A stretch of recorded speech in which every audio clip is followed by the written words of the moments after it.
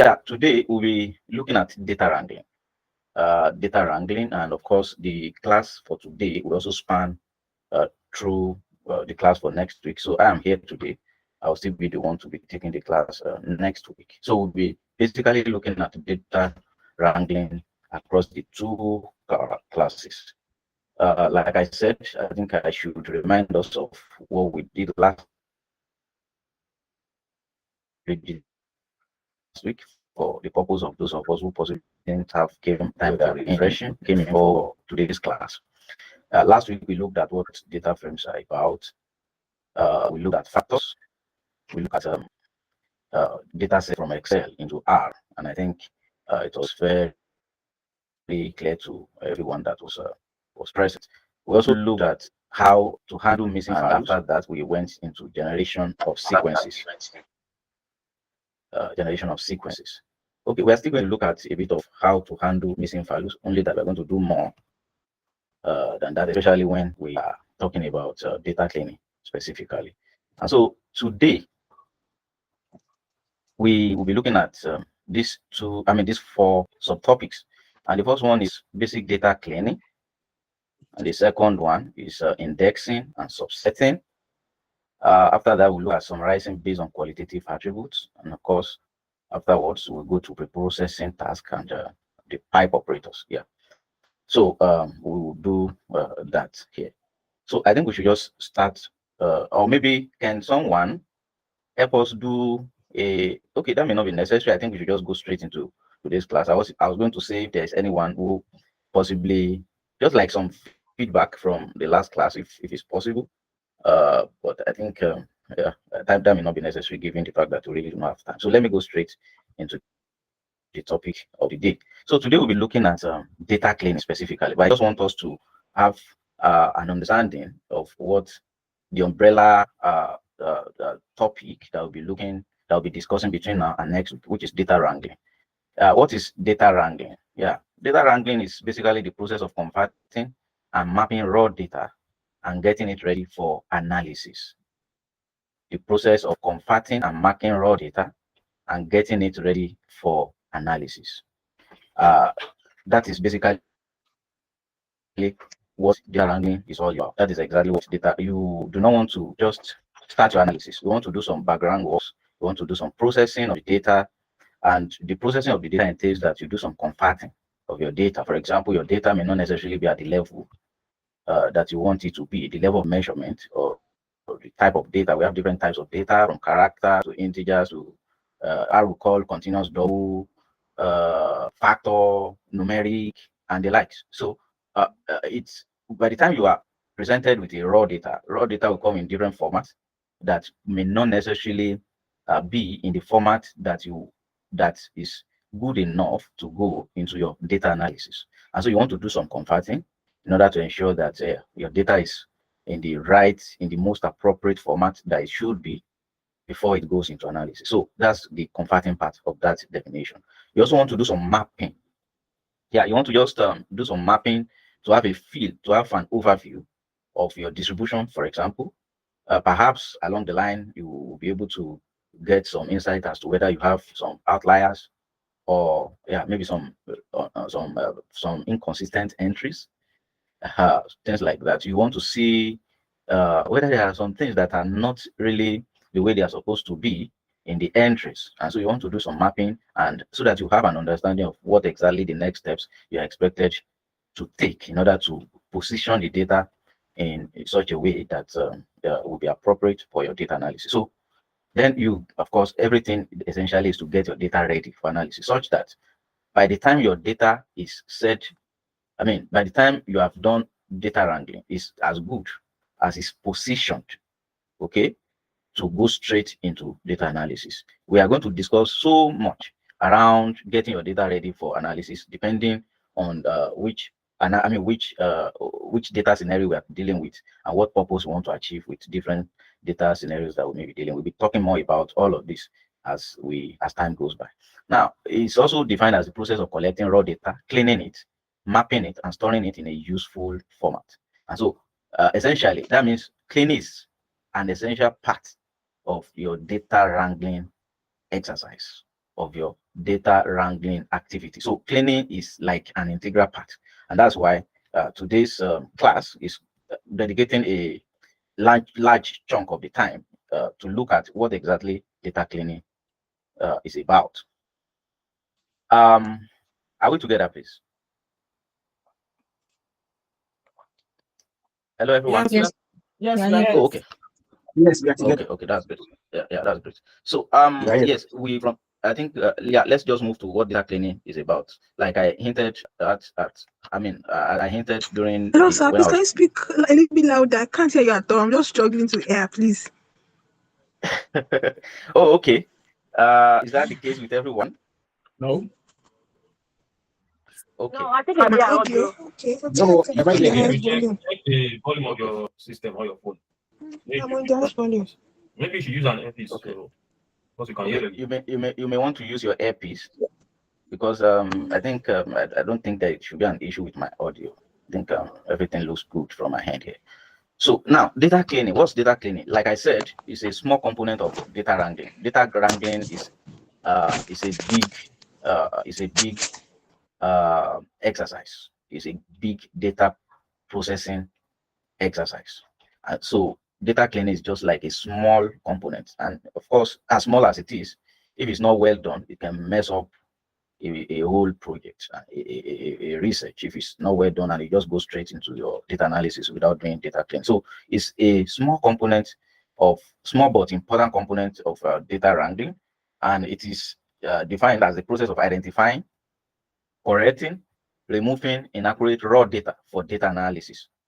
Yes, you are identifying first. So there's a process of identifying of identifying inaccurate raw data. Of course, we will get there by the time we start going through our script. We're going to discuss that. Now, correcting. So having identified inadequacies in our raw data, then the next thing is to start correcting. So sometimes you need just to correct based on the information you possibly have as a researcher or as the researcher. The best thing to do in some instances is to correct, because you have some information around, and of course you know that that information is consistent with the data that is gathered on the field. So you may go ahead and correct. It could be about removing entirely. There are some instances that of course what you do as a researcher is to just remove. You remove straight up, so that your data would wear a clean outlook, kind of. And so you've got to do some removing of some inadequacies before you go straight into your data analysis. Okay, now it is a necessary first step towards an analysis ready data set. And so I've never seen any data analyst that just picks up a data and goes straight to analysis function, either whichever package you are using, whether SPSS, Stata, SAS, or whichever. And all you just do is immediately you pick up your raw data, you just start clicking correlation, you start clicking descriptives, and you start releasing. That person is not qualified to be an analyst. So it is very, very important that we understand what this is all about, and that we are patient at acquiring the necessary skill to be able to take care of these aspects and all important aspects of our work as data analyst. And so let's begin to look at what data cleaning entails. As what does it entail? Okay, what are you expected to do as a data analyst when you are trying to do data cleaning? So the first thing is to familiarize yourself with the data. Then you check for structural errors, you check for data irregularities, you decide how to deal with missing values, and you document data versions and changes made. R is very, that's where the strength and the pros that R has over some other data analytical softwares, in that whatsoever is done with R, of course, no, you don't need to. If you have done a very good work of scripting your procedure from beginning to the end, of course, it's as good as it's already documented. So everything shows from when it is raw till when it is eventually adjudged to be clean. And so whosoever needs to see what you have done is easily accessible and easily understandable. So you document your data versions and changes made. And that's why it's important that when you are writing your script, it's important that you write some side notes alongside that script so that every step taken, okay, can be easily explained. One, for you to also be reminded, maybe at a later date, or for somebody else who possibly was not there when you were doing what, and is just reading your script, the person will be able to speak your script and, of course, make sense of that script. And so it is very, very important and vital. And so what characterizes an unclean data? Variable contain missing values. I mean, we will see some examples along the line. And for many of us who have handled data before, we understand what this is all about. I mean, you have some data sets that all you see are unwarranted missing items here and there. And so when you have, when you have such a data set that you have to handle for analysis, it's important to do something about some of these missing values. Some of them may be warranted, and when we get in there, we'll get to some examples that of cases and scenarios that you could have warranted missing cases. You also have variables which contain outliers. Outliers are numbers outside of outside of range, out of range. Okay, either they are too big or they are too little. Okay, so those are possible. Those are outliers. For example, if you have sampled a group of farmers and you have somebody who is 100 years old. Okay, I wonder if an 100-year-old can still can be qualified to be a farmer. Or you are doing a study on youths in agriculture, and you have your age, minimum age to be 5 or minimum age to be 10. Okay, you understand that this is like an outlier to the lower limit. And of course, if you have somebody maybe that is 50-year-old as a youth, I think that can also be, you can use some of those yardsticks to begin to pick or picture what an outlier really is, depending on the kind of study that you're trying to implementing or you're trying to research into. Yeah, now to conduct rather. Now, variables are not in the most appropriate class for data analysis. I talked about this the other time. There are different classes of variables. You have character, we have string variables, you have factor variables, you have numeric. So sometimes your data is in numeric, and you need to run an analysis that requires your data to be at at the level of factor. Okay, you need to first of all convert from numeric to factor. Otherwise, R will treat your variable as though it's numeric. So you need to also understand this. It's very, very important, and that's why it is not just anybody that handles analysis. Somebody who has some of these understand. Of course, as a matter of fact, that's one of the reasons we are not just going straight into the scripting. That's why we are providing some of this background so that all of us are on the same page. And of course, when we get to the script, it will be very, very clear. Now, it contains irregularities and inconsistent entries. Yes, sometimes male is entered as capital M-A-L-E.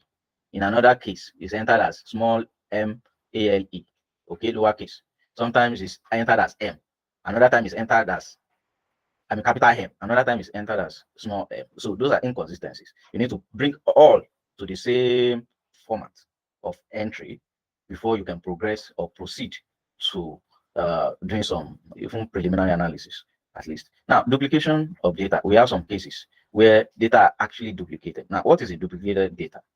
Duplicated data is not about cases having just one variable sharing similarities. No, we are talking about duplicated data in the sense of duplicated cases. Duplicated cases are entries. Okay, two entries that are the same. There are two entries, there are two cases. When I mean cases, when I say cases, I mean in the case of survey, we are talking about respondents, and you have the same values across board. You have the same age, you have the same sex, you have the same income, you have the same university education, level of education, you have the same attitude, you have the same everything from beginning to the end. So those are duplications. And of course, you need to check for duplication before you can progress or proceed into analysis. Otherwise, it is going to affect your study. It's a very big thing when we talk about data cleaning. And so we may not be able to exhaust everything, but we understand that as we learn these basic ways of handling data, it has a way of also helping. It has a way of equipping us to be able to understand better.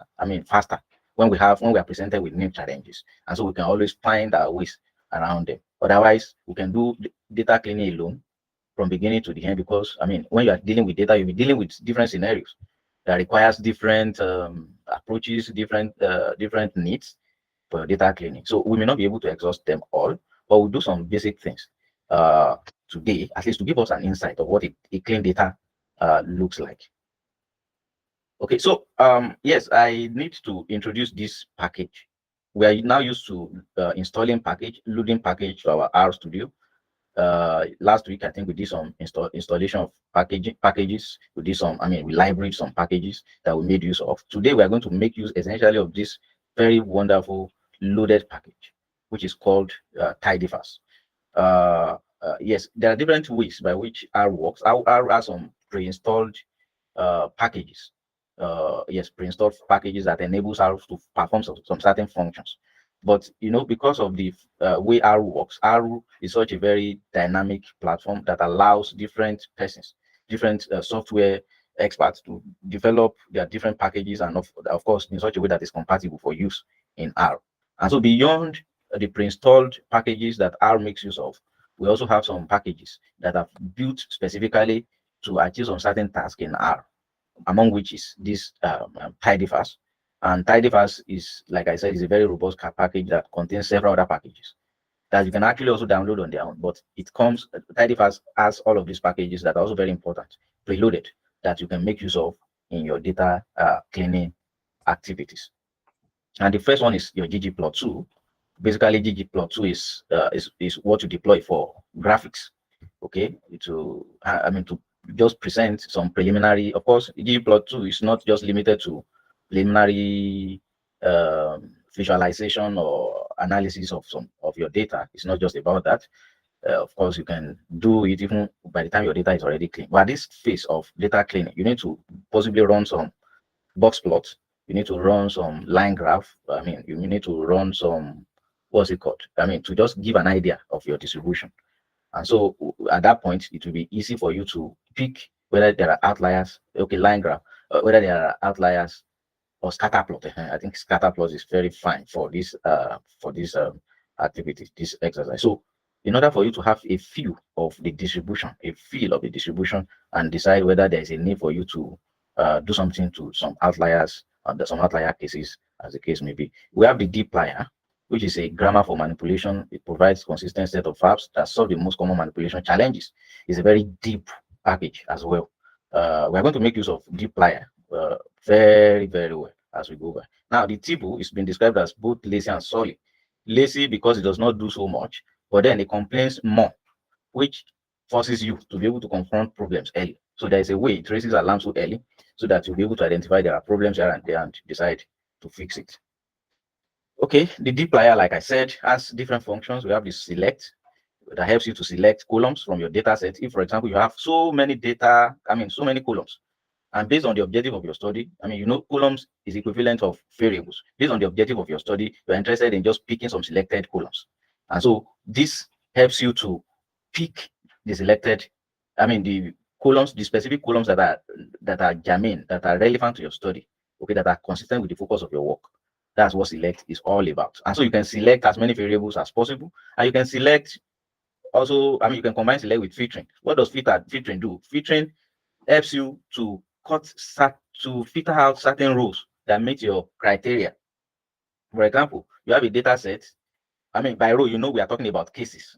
In the case of survey data, we are talking about entries. We are talking about each respondent for that variable. If you are talking about people, depending on the unit of your analysis. And so, filter brings out, for example, if you have a data set that has male and female, you may just be interested in assessing male. Okay. And so you want to filter out male, those cases, those rows, based on the fact that they are male. That's the criteria. And so it has to be an interaction between your row and your column. And so you are saying sex interact with your rows, in which case you are saying as many individuals whose sex is female, it's male, you are picking them out for your analysis. And so you can also group by.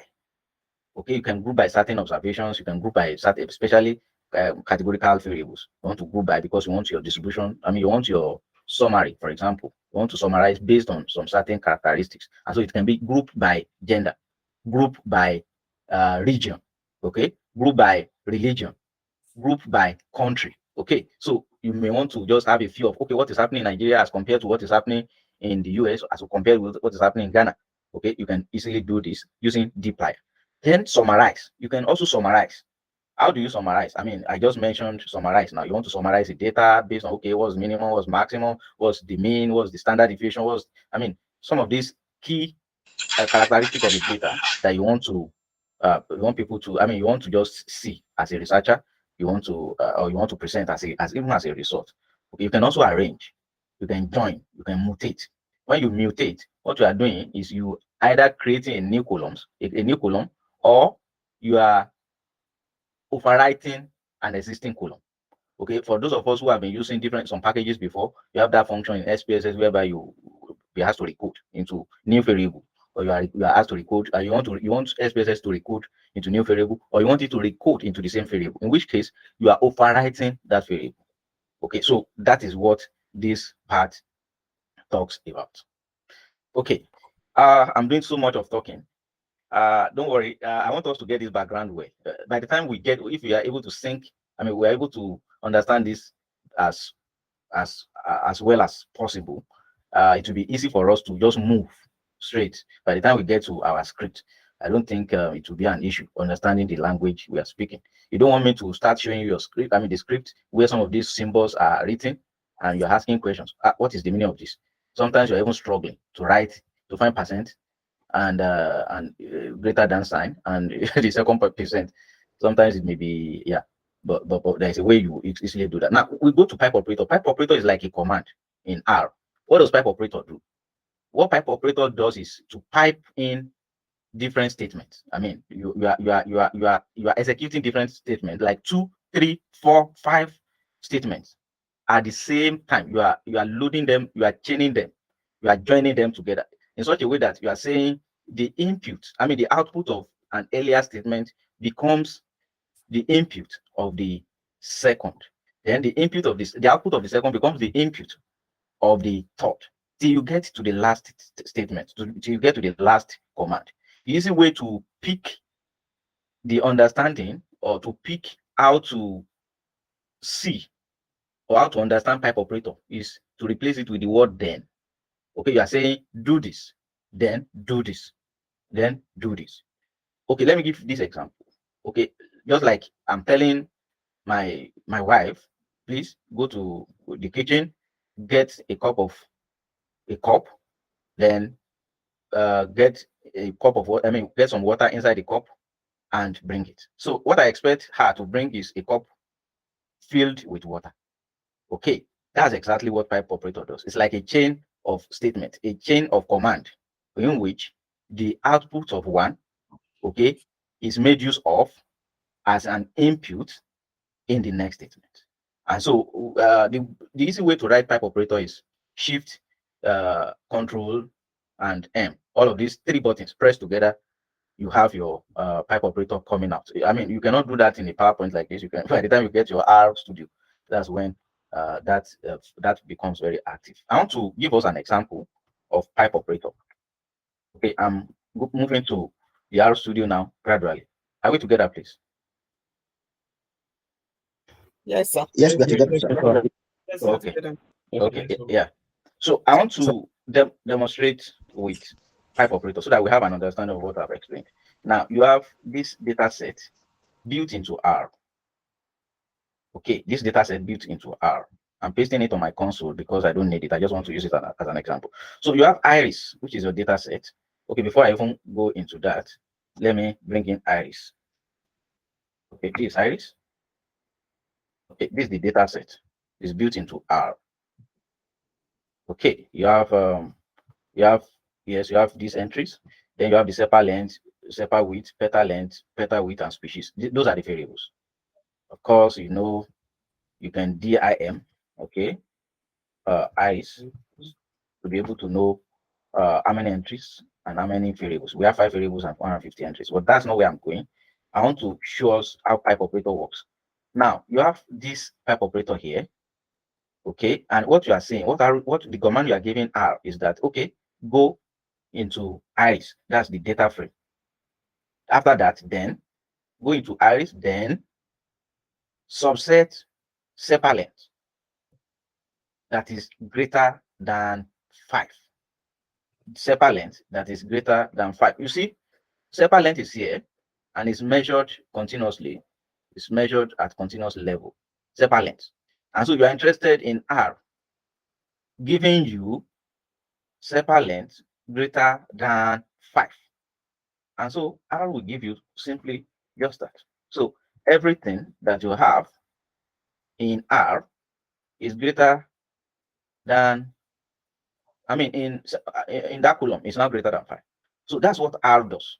Then another one that I think I need to also show, okay, another example.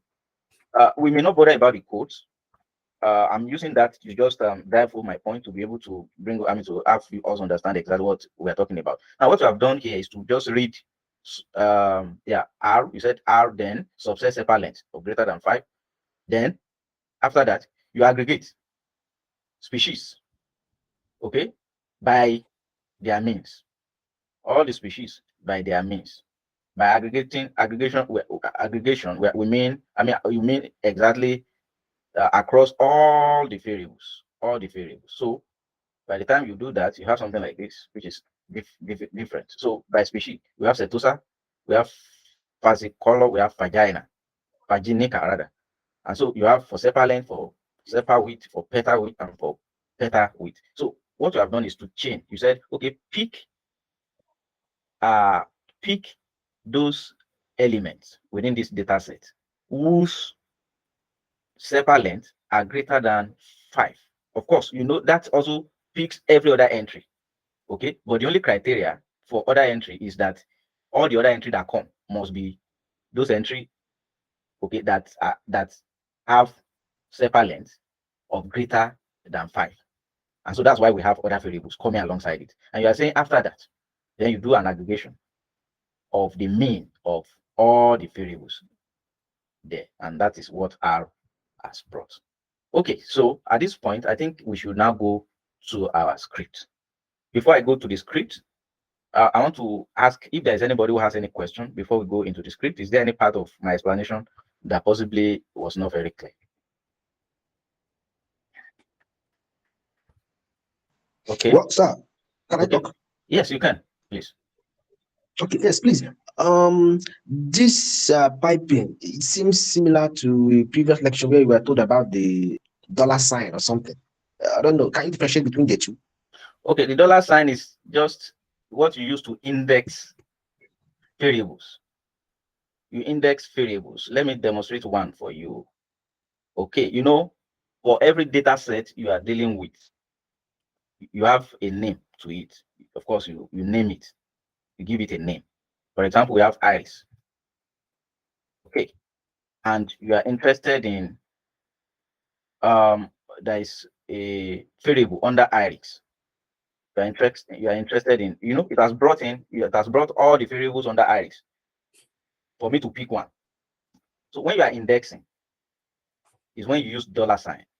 Okay, that's different from when you are using pipe operator. Pipe operator does a completely different task from dollar sign. So let me tell you, let me give you an idea of what you now use indexing for. We're also going to talk about it. So for example, you are interested in dealing with this.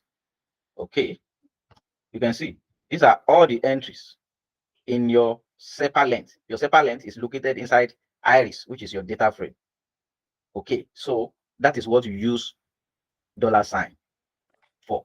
We say you index it into that data frame.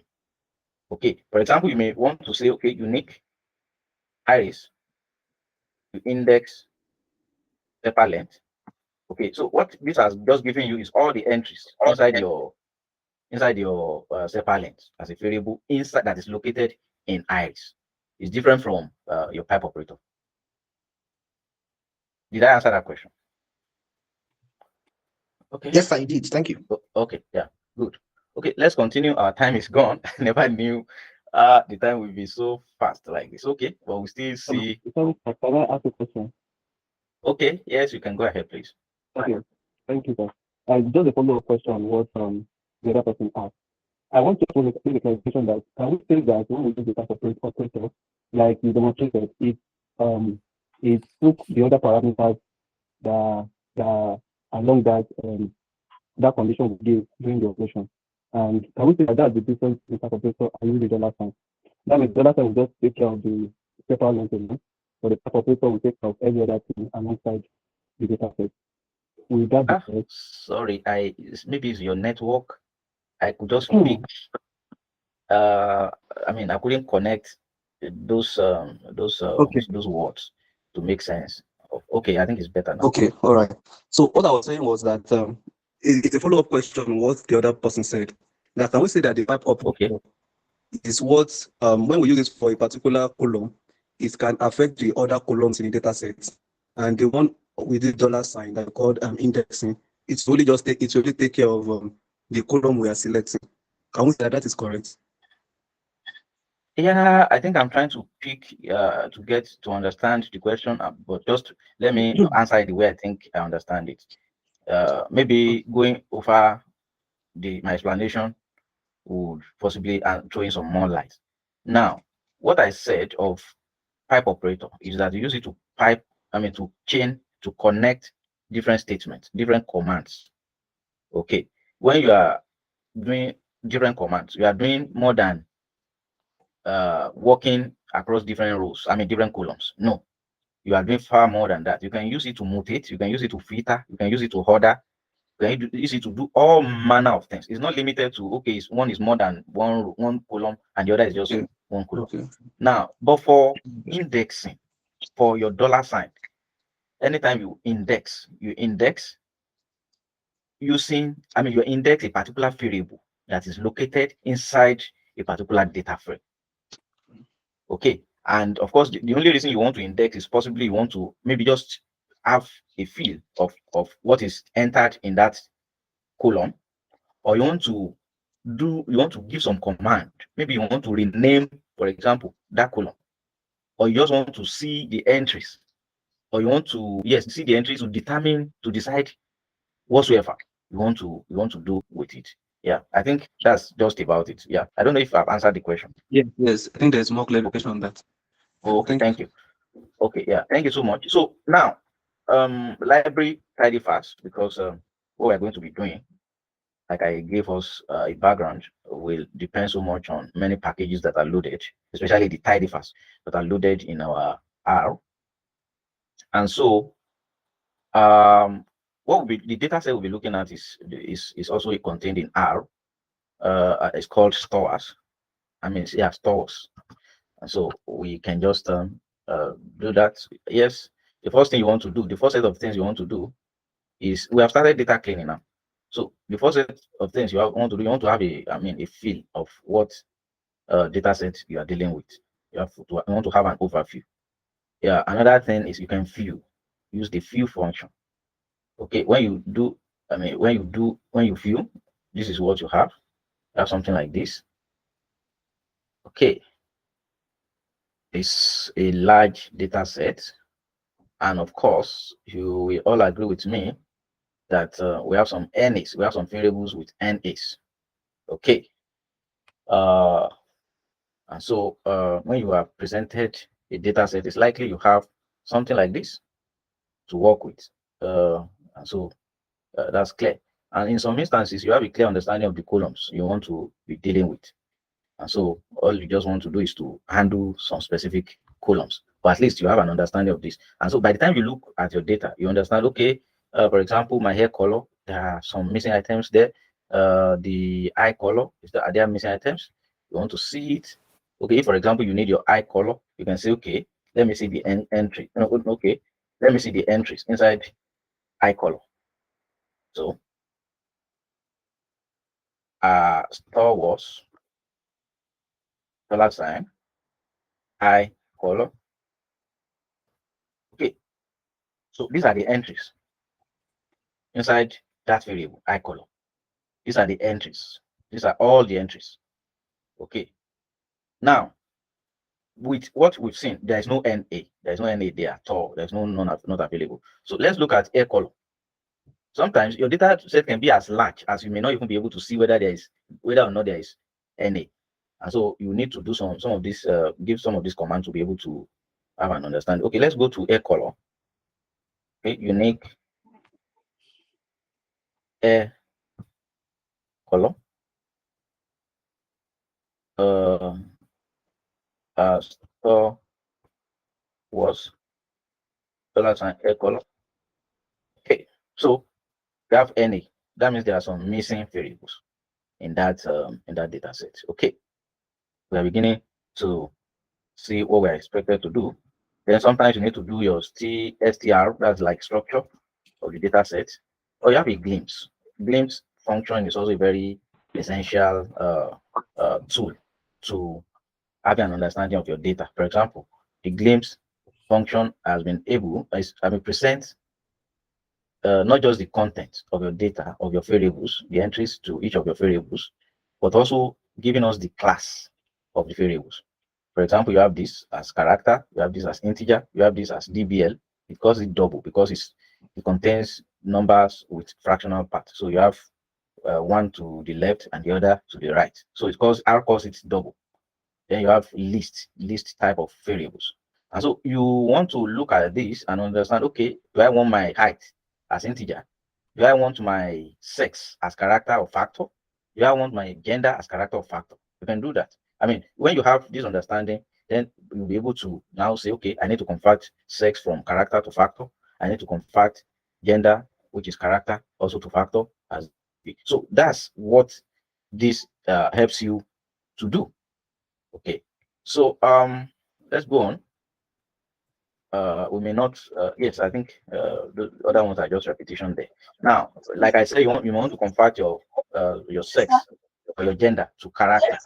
I mean to factor from character. Although I would normally recognize either character or factor different. I mean the same way. It will normally treat them the same way. But sometimes you need to create an idea of the level.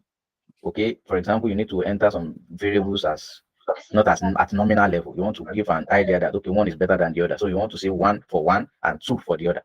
So you cannot do that for character variable. You need to convert it to factor before you can do that. So you have this, and the function for that is this. They are saying gender inside stores should be converted to factor. You are saying convert it to as factor. Hello, sir. Okay. Hello, yeah. Yes, sir. Please, I'm having some challenges with the loading of the. It's saying it does not exist in the library. The tidyverse. So I don't know if I'm not. Okay, so I'm yeah. able to follow. Okay, sorry. If it does not exist in the library, just run this. Install dot packages. Okay.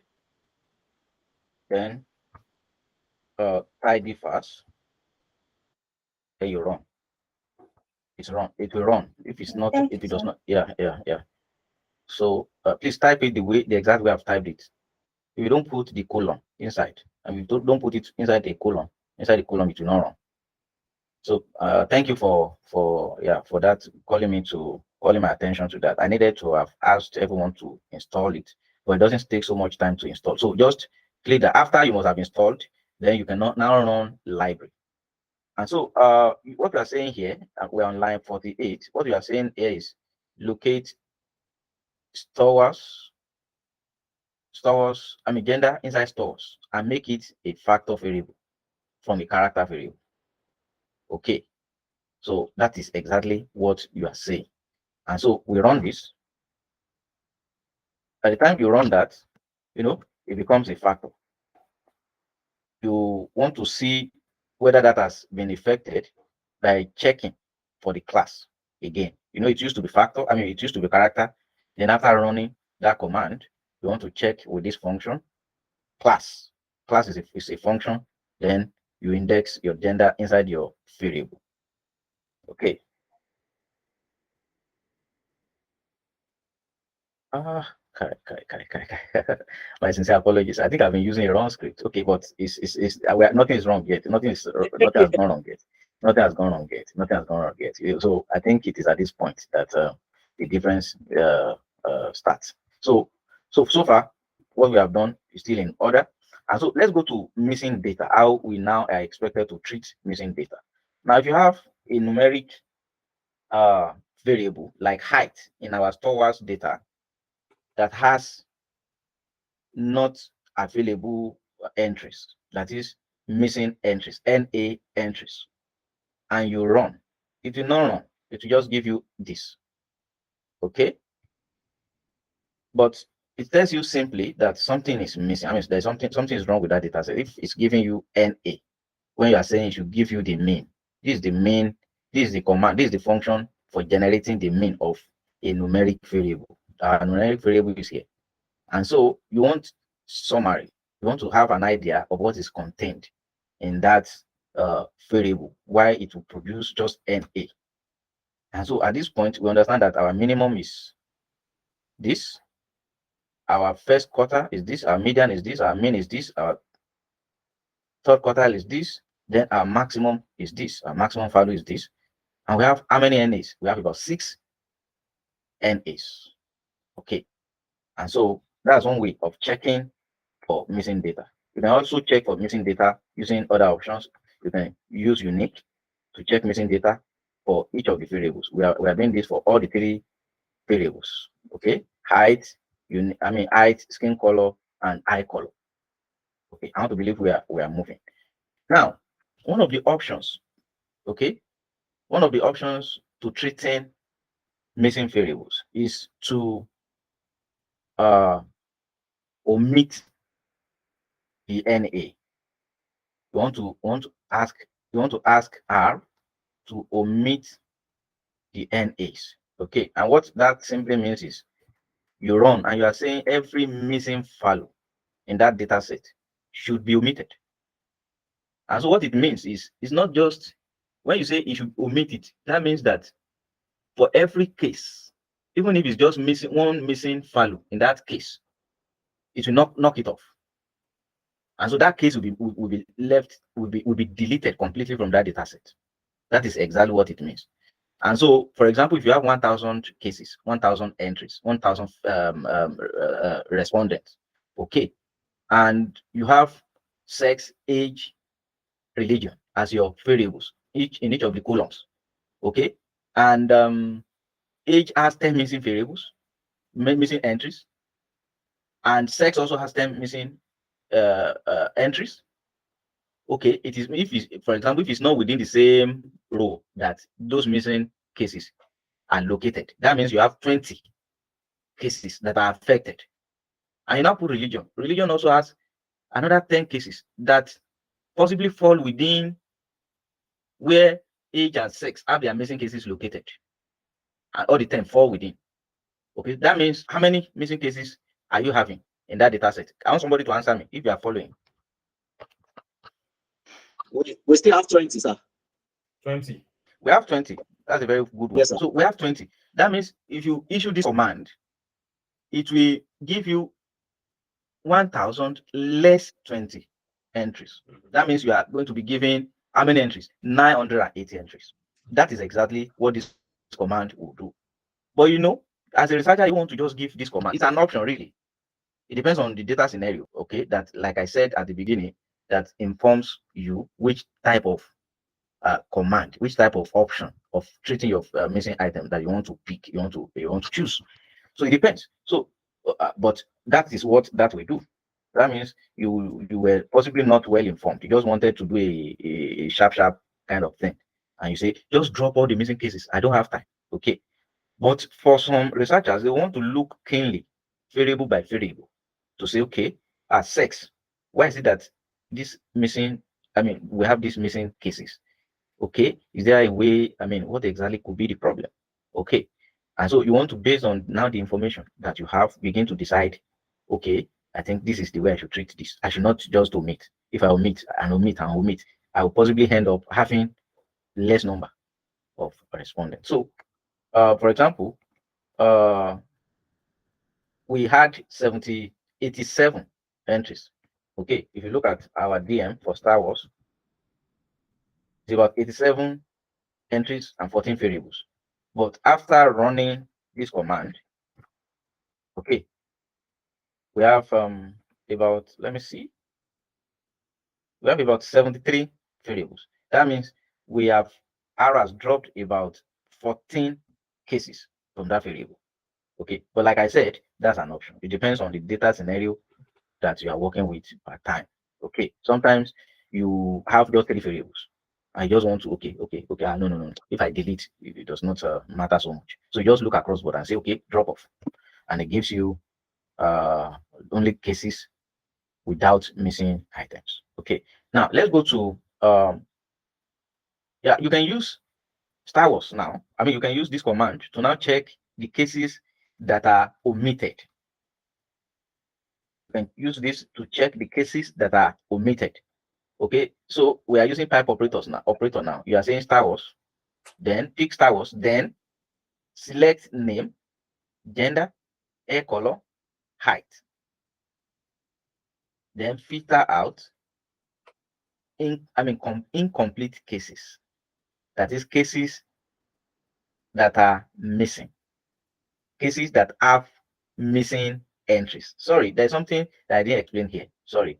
I think so sorry. I was supposed to explain something here. Here, what we did here was to use pipe operator to select some variables from that bigger data set. Okay, here you said, okay, go to Star Wars, then select name. Name is the name of a variable, gender is the name of a variable, hair color is another name, height, meaning that we have selected only 4 variables from that data set. Okay, so I want us to see that variable. We can say, okay, we can make it an object for us to just see. We run and see. Okay, and so you can say, okay, see, we have just how many variables now? All the four variables: name, gender, hair color, and height are selected across 87, all the 87. Okay, but that's not where we are going. So sorry. I hope this thing is not we're not getting confused. So okay. So what you are trying to do here is now, okay, you are saying R should go into Star Wars, pick, then select these variables, then omit all the NAs, NA dot omit all the NAs. That's the argument. And so you run it together because it has to run it simultaneously. So it has done exactly what you have asked it to do. It has selected 4 variables and it has omitted any from all the entries. So if you look at this output now, it does not contain any NA. So if that's what you want to do business with as a researcher, it's just as good as you say, okay, let me call it an object. So you can name it as an object and you'll be using it for your subsequent analysis. Okay, it's clean the way it is because there are no NAs. Okay, we are just talking about NA for now. Okay, so you want to check, okay, because it was 87, now it has come back to 73. Now I want to check which items were even omitted. You want to see. This is the command. Okay, what I've just done is you are saying R should then, using the pipe operator, filter all the cases that has NA, okay, that are incomplete. Okay, so these are the cases. You can see that you have at every row you have at least 1 NA. Are we together? So meaning that these were the ones that were knocked off. I call it 14 the other time. So we can see that it's actually 14. So because you need to see this, it's important that you see this to determine, should I just let go of them or I should make them remain in the data set. For some, you may just say, how will I just, is it that this information does not exist? So, or I should just, no. What should I do? Okay, I think I can drop for height because I cannot go there again and measure. I can drop for height. But for masculine, for hair color, you can just say, okay, because it's just categorical variable, let me just put it as none. Okay. And so so that you can decide to say, okay, this is the best thing to do for this particular variable. In some instances, even height, you may not want to drop. Sometimes you may just need to replace the NAs with the main values, which is like the most commonly used way of treating NAs in numeric variables. Okay, your categorical variable cannot generate mean. So Feel we're spending so much time explaining. I don't know. Am I too fast or slow?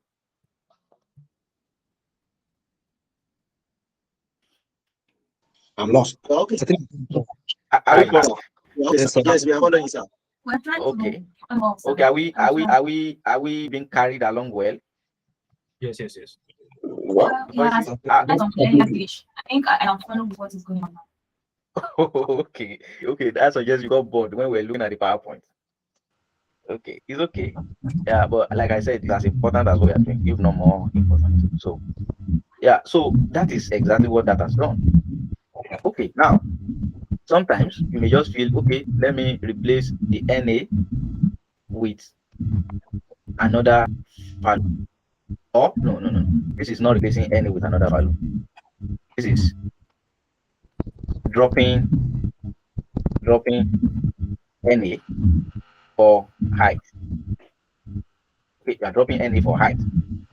You are saying, okay, because I've now looked at the cases that we did, I feel I can easily do away with NAs located with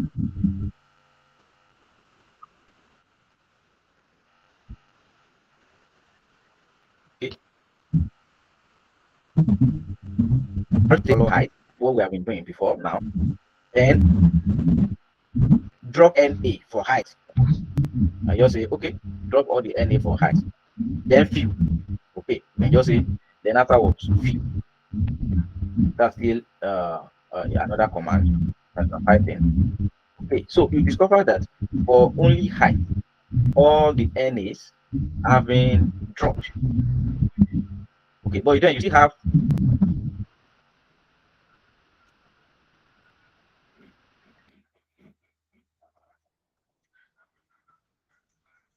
let's see what you have. What is the total number of cases that we now have? Before we can do that, we may have to temporarily make this an object. Okay, and run again. Okay, after running, now I want to say div.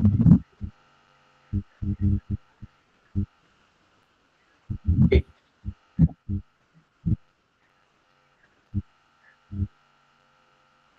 No, it cannot be possible. Okay, yeah. So it's because of this. So I want to deactivate this.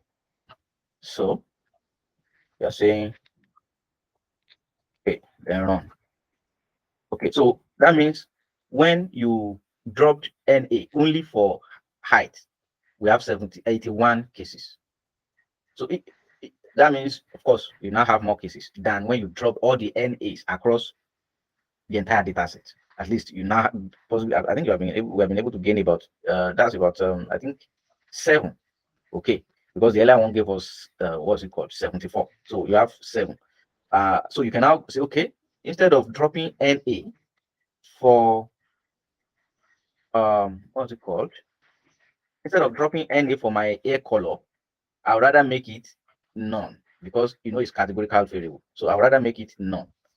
And so you now say, okay, at the end of the day, because all of them would have been clean, you now want to name it as an object. And so you are saying that R should pick stores, select those names, then drop NA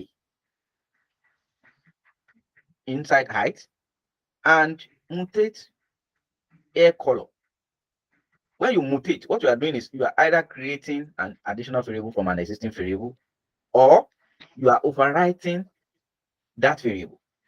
And so when you mutate, the current name of that variable that you want to name that variable is air color. And this is the variable you are replacing. So in this case, because the new name, okay, is the same as the old name in that data set, it will overwrite it. Okay, it will overwrite it. So let me just run that.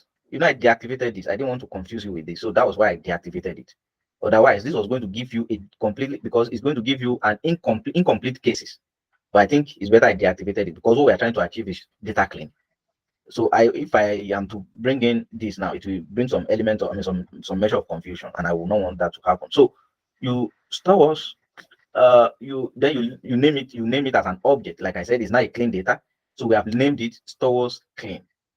And you're saying stores clean, is the name given to stores that has this variable selected and that dropped NA for height and that also replaced air color.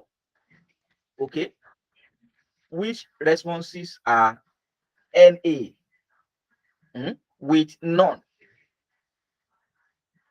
And of course, you name it this, you give it this name, which is still the old name. And so we run now. Okay. And so we can say Star Wars clean. So all the NAs inside it have been removed, have been replaced with none. So at the end of the day, by the time you look at this data set, is as good as it's clean, at least with respect to missing values. Is as good as it's clean, because in your gender there are no missing cases, in your hair color there are no missing cases, in height there are no missing cases. So it's as good as it's clean. Okay. Any question? Somebody wants to say something there? Okay, I want to ask, is this syntax, is it clear? Is this code clear? The one I highlight here, the way I explained, is it clear? Sir? Okay, is it clear? Hello, sir.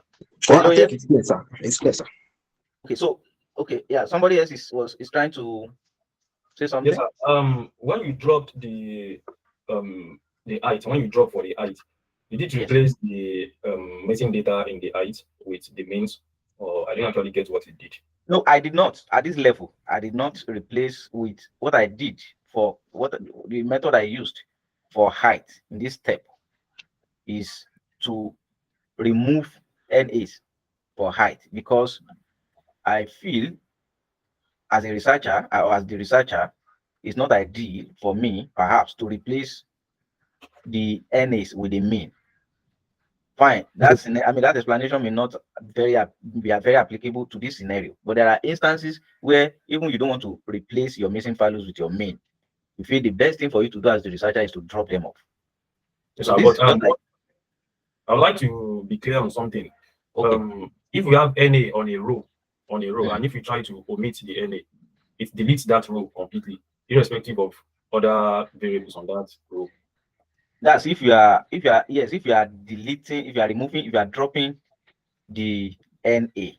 Okay. Yes, sir. But on this case, when we dropped, it left other variables. But for that height, I'm thinking it's supposed to maybe put a dash so that we know that okay, it does not have a value. But or did it jump what is on the next row to that row? Because I don't actually get what they dropped, what the drop command did to the height. Okay.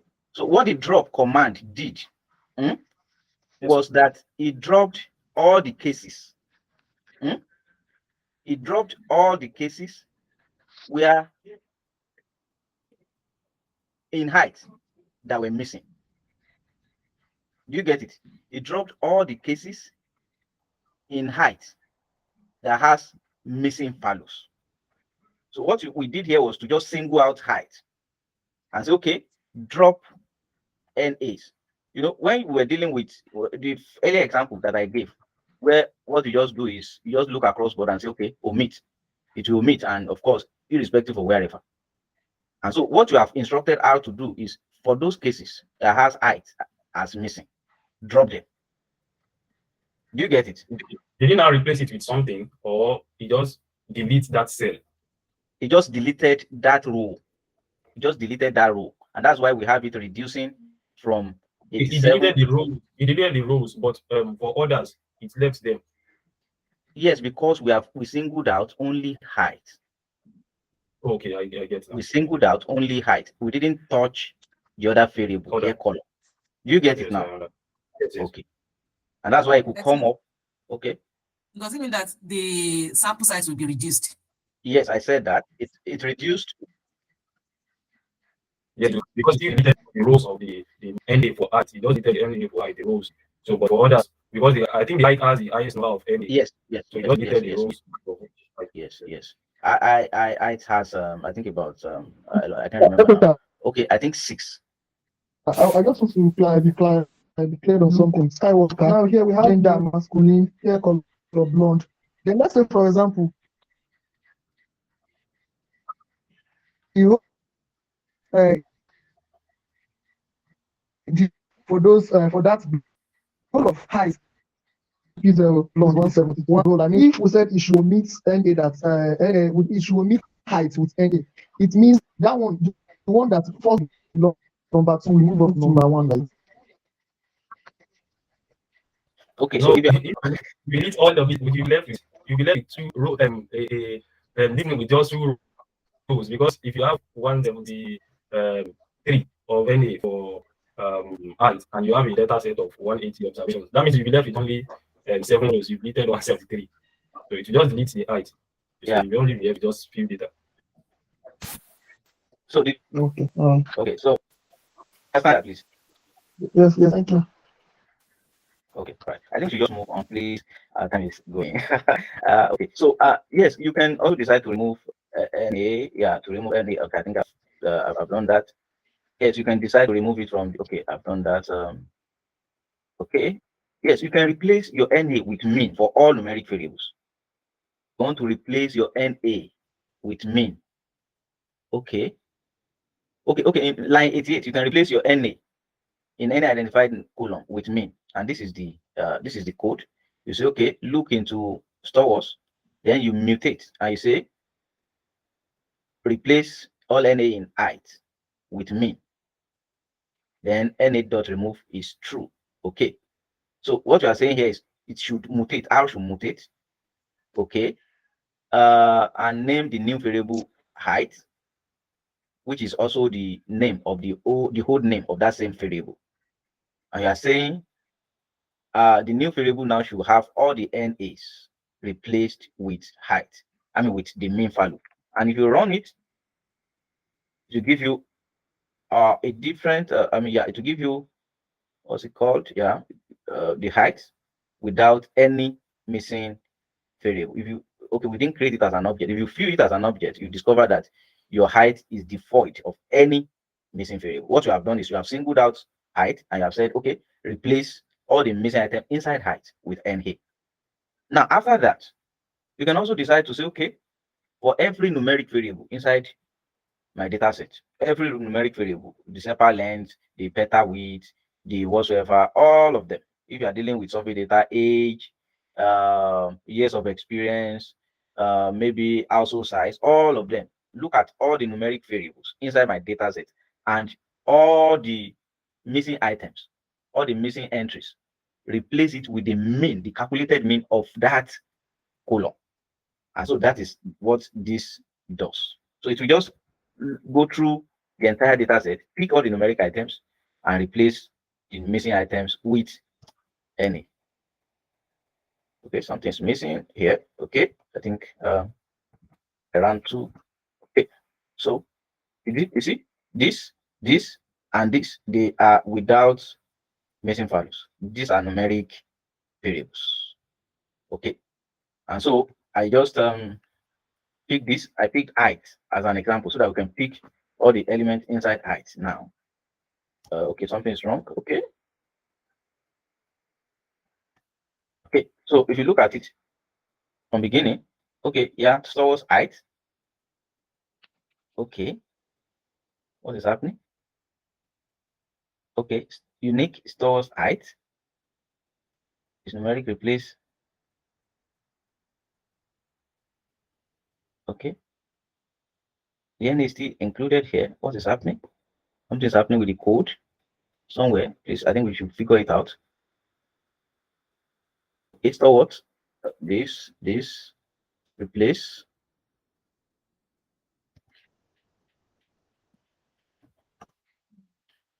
Okay.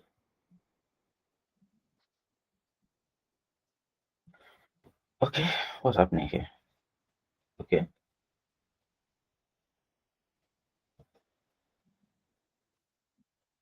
Should not be.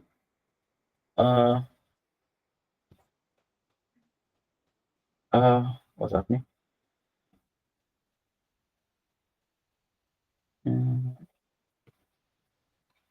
Okay, sorry, just 1 minute.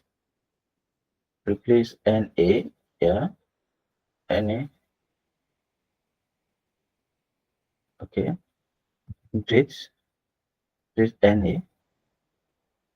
Mean. Okay. Uh, uh,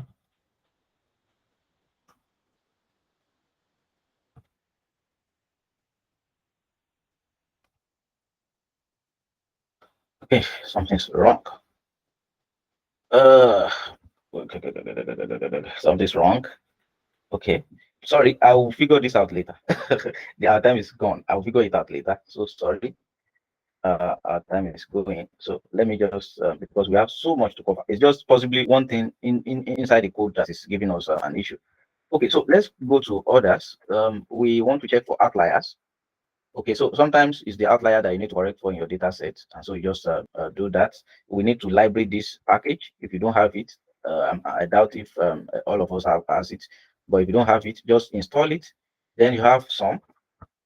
Okay, this sum is to check for all the outliers. Okay, what this does is to say, okay, R should do all the sum for variables that are greater than 0.95, at least. I mean, that's 95 percentile, 95 percentile. Okay, and so it's say, but R is complaining here, saying that yes, you do not do that kind of command for NA dot remove is false. So we need to remove our missing value. So we need to index our clean data. It has to be clean. So inside our clean data, we discover that we have four outliers that are above that mark, that 95 percentile. And so the command is winsorize. You winsorize that data set, okay, which is in this case clean. Then props is equal to concatenation. That's this is the lower limit, and this is the upper limit. Okay, 5 percentile, 5 percentile, 95 percentile. So you run. Okay, so when it winsorizes, what it does is it adds, I mean, all the outliers, it brings them, anyone that is above the 95 percentile, it brings it, the value is censored at a point in such a way that you don't have any value greater than the number at that 95th percentile. And the same is done for the lower limit as well. And so you have height now. Okay, when it's not clean, I mean, when it's not winsorized. When it's winsorized, this is the code. When it's now winsorized, this Star Wars clean, you are overwriting the Star Wars clean, because what you are doing now is you are winsorizing that particular variable, which is still inside your clean data. You don't want to change that name again, because at a point you have cleaned it for missing items. At this point, you are doing the cleaning for outliers, and so it's better you still maintain that object name, so it doesn't change. Whatever cleaning you are doing is still within the object that you have named as clean. And so that is exactly what we have done here. You are overwriting it, even though you are doing further processing. So you are winsorizing it, and you are saying that, okay, go into stores clean and mutate, that is, change the name. I mean, change the content of this variable. That's height. Okay, and you are saying you don't want it to overwrite height. You are saying you should name it a different name, give it a different name from height. So it becomes wins height. It means that this height has been winsorized. That is, the lower limit and the upper limit have been censored. Okay, in such a way that you have numbers not exceeding not exceeding a particular limit, whether to the left or to the right. And so that's exactly what you are trying, what you are telling Arrow here to do. So you can just run. Once you run, okay, it's saying 4.94% of observation replaced at the bottom, and 4.94% of observation also replaced at the top. And so you are saying, okay, give us what you have now done. So you are indexing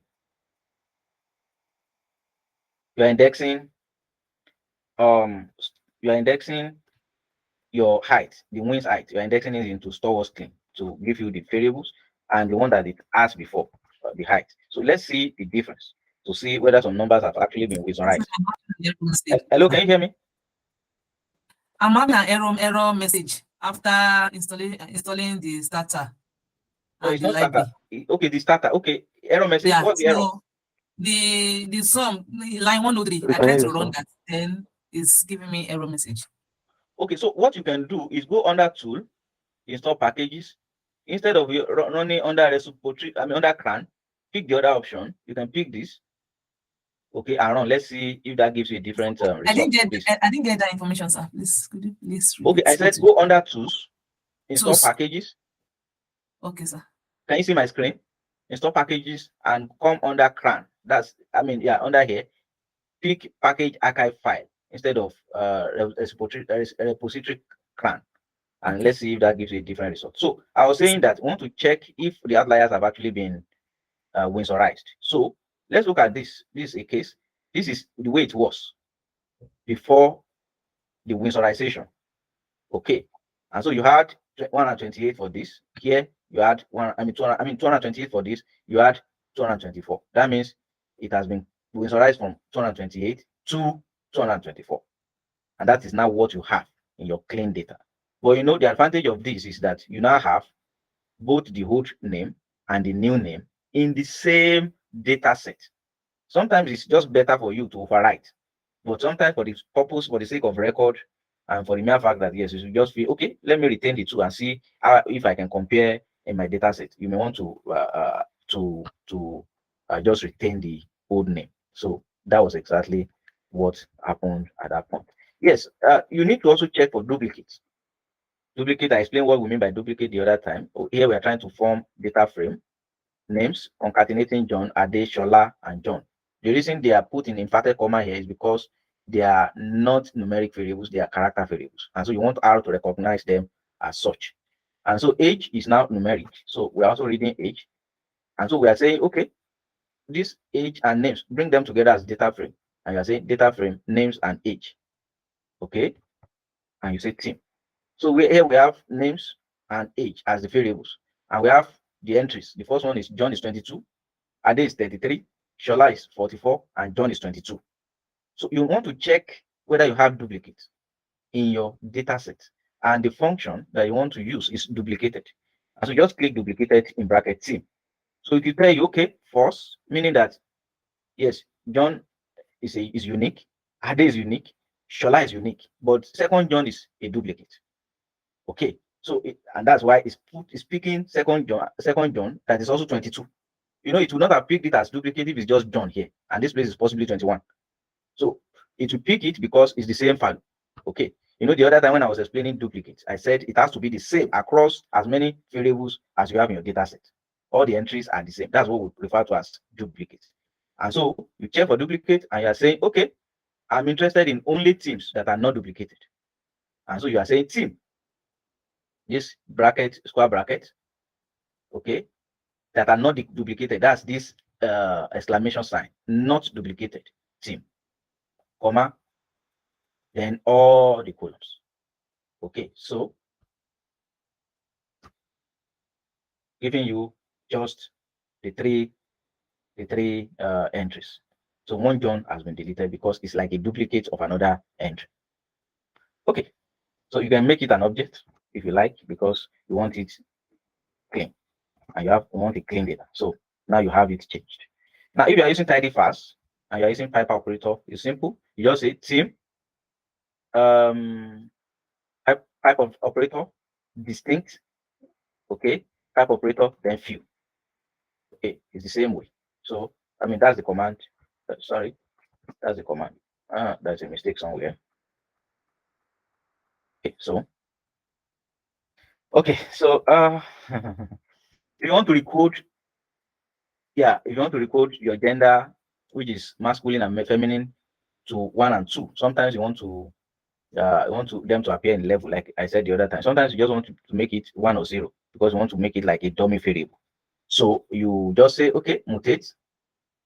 Like I said, mutate, anything that now comes in brackets immediately after mutate is now the new name of the new name of the variable. And you are saying the variable you are recording is gender. but you are renaming it as gender coded, and you're making it masculine noun 1 and feminine 2. So anywhere R sees masculine, it should replace it with what? With 1. And anywhere it sees feminine, it should replace it as what? As 2. And that's exactly what that means. So you run has given you.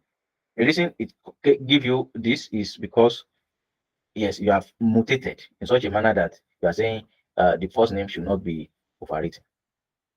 I think at this point we should stop because of our time. This is quarter to 11. Although we still have some more things to touch, but I think yeah, if we call it a day now, it's better because I feel we have spent so much time and it's also late. Maybe if we have any question, because I don't want to go into this now, it's a relatively new terrain. That possibly people may start to ask. I may start asking questions around. Although we did some things in relation to some of these things last week, but then I think deeper down, some things are new, and of course it's not a good time to start loading us with new things. Yeah. So I think at this point, I think let's call it a date.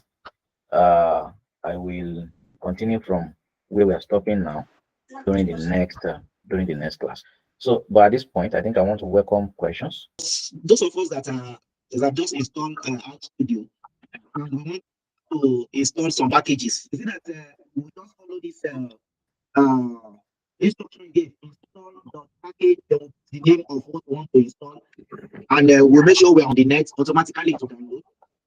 Yes, exactly. If you saw the code I wrote the other time, you could follow that, or you could come to packages under. Okay, let me share my screen now. You could come to you could come here. You could come here, packages, packages, then you come under install. It will come here, it will take you here, then you write the package that you want to for example, you may want to write tidy fast. Okay, if you download, or you want to write sense reg. Okay, if you download, just say okay, install, it will install. But then you also need to remember that after installation, you need to library it. So before you can that package can be active in your space. So all right. So, I want to ask some question. This question is about, but all these codes we've been using, like for the outlier to visualize, to do this, to do that, are we supposed to memorize it in case of when we want to work on maybe our projects? Okay, no, nobody memorizes R scripts. Nobody. What you should do as a student under this class is, this is a class on data wrangling. The scripts that you have for this class, data wrangling, make sure you save it somewhere. I understand that, yes, some of you may be good at remembering codes, but even me, I don't bother myself with remembering codes. I understand there are some I can easily write based on the understanding I have, but sometimes you just don't pick, you are just unable to pick them because you are dealing with several codes. So what you should do is you can create a folder for, okay, data wrangling folder. Every information, if you have a script on data wrangling, you can put it inside. If you have a PowerPoint on data wrangling, you put it inside. So anytime you want to if you want to do data wrangling, you may, that material, that script becomes like your library that you consult. And so you can pick, okay, yes, based on the scenario that were treated, you can now pick and say, okay, to do this, I think we can do this. To do this, I think we can do this. To do this, I think we can do this. If you are able to do that with time, sometimes you get to a particular point in time that it will become part and parcel of you, that you will not even need to go as often again to pick those codes. You will just remember them. Yeah, you remember them. They will be, they'll be handy. Yeah. Thank you. Okay, you're welcome. Any other question? Yes, sir. Please, this will summarize. I still find it difficult to understand. Please. Okay. You want us to go back to that code? Well, if possible, please just just explain the concept. What does it really do? That we get to understand, because when I did that with Soraya, you now got two variables with different names in the same this thing. So I got confused. I didn't understand what the Soraya does precisely. There's nothing. There's really nothing to get confused about. I'll take you to Windsorize now, and I will sort it out. Okay, this is exactly where we did Windsorization. Now, this is actually the code for Windsorizing. What you have done here is that you have said that, okay, inside you Windsorize this variable, which is height, inside stores clean, inside our stores that is already clean. And you are specifying that, okay, for every variable, every value that falls below 50th percentile, bring them to the exact value on 5th percentile. And for every value that is above 95th percentile, you are saying R should do what? R should bring them, should reduce that value to the maximum, which is exactly on 95th percentile, which we ran. Okay, that's the code. Now I now went to, okay, I went here. I said, okay, we want now to mutate. The reason we are mutating here is because we want to now either overwrite the earlier existing variable that contains the outliers. We want to overwrite them in such a way that the new values we will now have inside that variable will be values without outliers.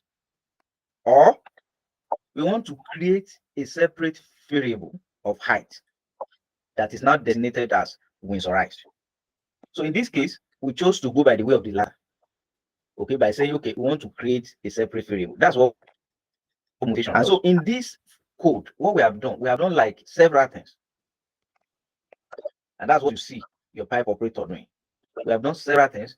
And what we have done is we have said that inside store was clean, mutate Windsorized height. That is, name height as Wins height. And the new height will now be Windsorized height. So you are now saying, okay, mutate by giving this name, and the variable you are mutating is a variable that is Windsorized, the height that is now Windsorized.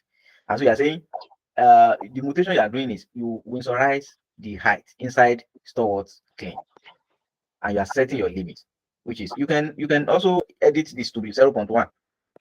Okay, and this one to be 0.9999. Okay, 0.01 and 0.99. So you can do this. And so at the end of the day, you run to this point. Okay, that's run. And it says, okay, something is happening because I've now changed. It's saying none was, is that 0.00 was replaced at bottom and also at top, because I've increased that range. So the new range covers all the entire data set. But the most acceptable range you should have is for your lower limit, use 50th percentile, and for your upper limit, use 95th percentile. If you do it that way, okay, it will run. And so it gave us 4.94% observation replaced at the bottom and 4.94% observation replaced at the top. And so I now said that this height here that is under clean, is still the height that was not Windsorized. It still contains the outliers. I entered. Now, but the new variable that is now created inside that same data set, I also entered. Because I needed to now compare to see, okay, were there values that were actually reduced? Or were there values that were actually reduced? Or that were actually, something was added onto. And so I picked inside the old value, which is height, I picked 229. It used to be 229, but after it was Windsorized, it became 224. There's another example. This 228. It used to be 228 in the unclaimed height, in the unwindsorized height. After it was Windsorized, it became 224. That means the border, the boundary, okay, it was 224. So every value that was greater than 224 was brought down to 224. So you get that point now? You bring out the example of the lower limit. I think you're giving us for the upper limit, but the lower limit that. Okay, so we can now look at the upper limit. It was because of the time. I think we can. Okay, there's one here. Yeah, it used to be 66. Okay, can you see? Then you have Yes, 96. Do you get it? yes, I do. So that's exactly what was done there. Yeah. Sir, So the intent is so just to put the outlier into a limit that everything will have everything will be evenly distributed. Yeah, kind of. Yeah, kind of. Yeah. sir, why is it that okay, sir? So the mutate is written in red. Is what? Is written in red. The result getting from this mutated code is written in red. In length. In red color in the console. Okay, in the console. Okay, where is it? Mutate. It's written in red. The code. The result written in red color. The result as in No. It's not. It's nothing. It doesn't mean. Just read the information. Okay. So it's just giving you what exactly was done. Okay. Yeah. You know, it's normal that when we have error, that's when you have a red color in the console. No, I get his fear. I get his concern. Yeah, but in this case, when you read the content, you understand that exactly what we asked R to do was what it did. It's not like an error message. Yeah. Okay, so please, the mutate function, it doesn't overwrite. It just creates a new variable. No. You are not. You are not entirely. It does the two. If you want to overwrite, okay, let me take you down there again. Please, at the end of this question, we may not be able to entertain any further questions. Sorry, because of our time. We are past 11 already. So now, if you look at this, let me just demonstrate this to you so that you can see. Wings height. The reason we call this wings height, we are saying mutate. When you mutate, name the new variable wings height. But the name of the old variable is this. Right. Okay. Now you know there are different names now. So when R runs, it will definitely create those. I mean, those two variables will be there, will be in R. Okay. This is it. Yeah. Okay. So look at it. Okay. No. Star Wars clean. Okay. View.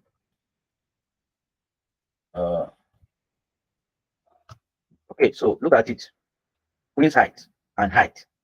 So it's not operating here because you named it in the process of mutating. You named it differently. Okay. Now this is a case of you are not overwriting. You are rather creating a new variable.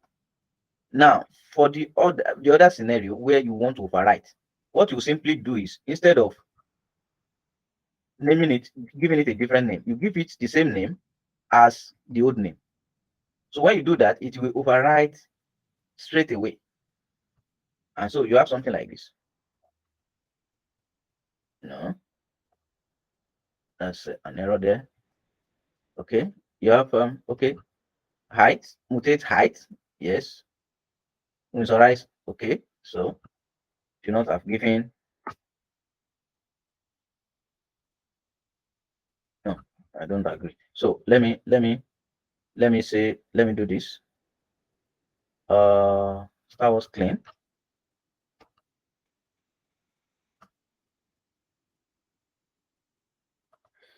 Okay, claims.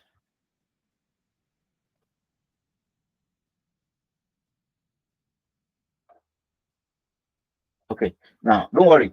Sometimes I experienced this kind of thing today.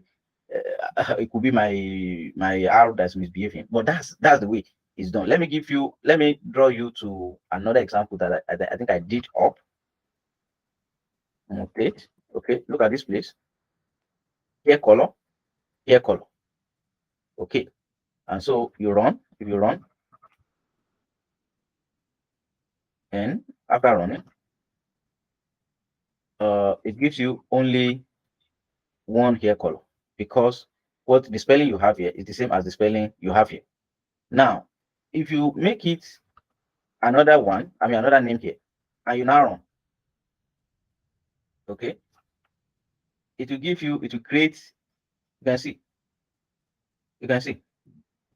okay, you can see hair color N here because you have named it differently here from what is the old name.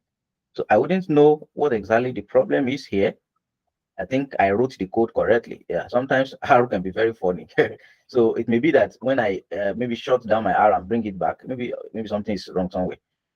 Yeah, I experienced that quite a number of times today, and it's quite unusual even. So I wouldn't know what if that's like a latest thing to my system or something.